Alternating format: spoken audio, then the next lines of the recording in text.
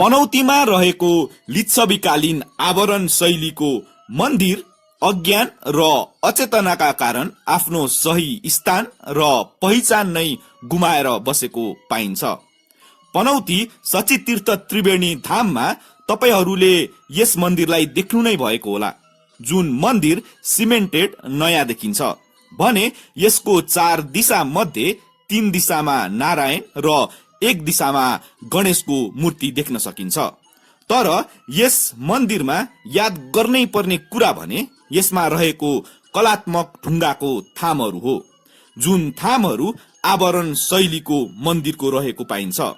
आवरण शैलीको मन्दिरमा हुनुपर्ने 4 थाम मध्ये 3 वटा थाम त यहाँ देखिन्छ, तर एउटा थाम कहाँ गयो त भन्ने विषयमा भने यसको चौथो थाम भने हराएको फुटेको भने होइन, बस खोज अध्ययन नभएको हो, जसको कारण चौथो थाम मन्दिर सँगै खोलाको पर्खालमा देख्न सकिन्छ। आवरण शैलीको मन्दिरमा सम्भवतः मण्डला वा शिवलिङ्ग भएको पाइन्छ। अहिले आवरण शैलीका मन्दिरहरू लगभग हराइ नै सकेको छ।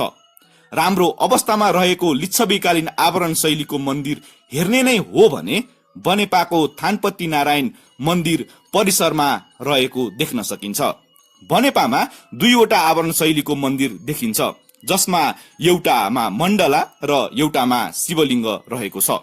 यस्तो महत्त्वपूर्ण आवरण शैलीको मन्दिर पनौतीमा भने किन अव्यवस्थित? पनौतीमा यस्तो आवरण शैलीको मन्दिर एउटा मात्रै नभई अन्य पनि रहेको हुनुपर्ने देखिन्छ, किनभने पनौतीको बाटो बाटोमा गाडेको अवस्थामा र ब्रह्मायणी मन्दिर भित्र पनि आवरण शैलीको मन्दिरको थामहरू अव्यवस्थित देख्न सकिन्छ। कुनै समय आवरण शैलीको मन्दिरहरू भत्किएपछि यसका अवशेषहरू यताउता गर्ने कार्य भएको प्रश्न देखिन्छ। तर सम्पदा संस्कृतिको चासो र खाँचो कसलाई छ र?